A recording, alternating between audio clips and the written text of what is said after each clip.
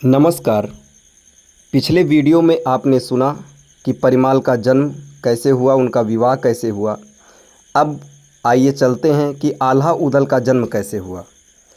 गुरु के आदेश पर राजा परिमाल के युद्ध करना छोड़ दिया था, तो भी कोई राजा उनका बाल बांका नहीं कर सकता था।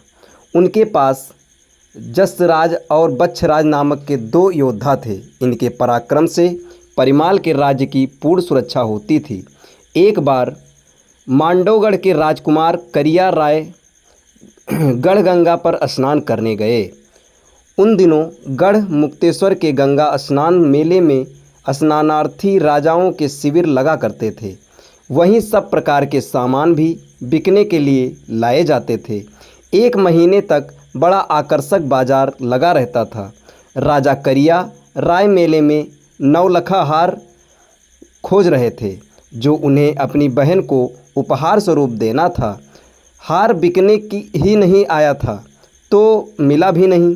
हार तो नहीं मिला, पर करिया राय को माहिल मिल गया। माहिल ने कहा, हार तो मिल जाएगा, परंतु खरीद नहीं सकते, लूटना पड़ेगा। करिया राय के पूछने पर माहिल ने बताया, मेरी बहन मल्हना के पास असली हीरो का नौलखा हार है। तुम्हारी हिम्मत है तो महोबा जाकर लूट लो। करिया राय माहिल के उकसावे में आ गया और हार लूटने के लिए महोबा पहुंच गया। लेकिन महोबा में जसराज और बच्छराज मालहन सैयद ने उसे युद्ध में बुरी तरह परास्त कर भगा दिया।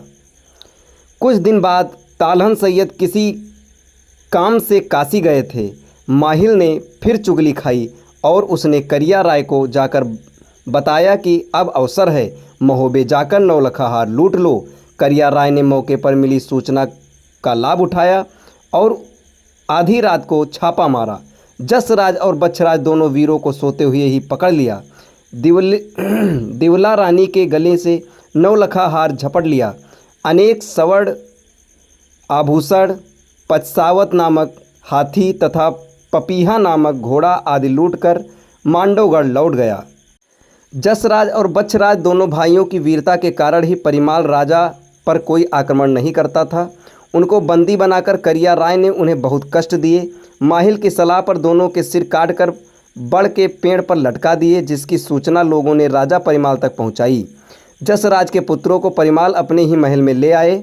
उनकी रानी ने उन बच्चों का पालन पोषण किया। जसराज और बच्छराज को तो परिमाल वन से लाए थे, वे वनवासी थे, अतः बाद में उनका गोत्र ही बनाकर राय प्रसिद्ध हुआ।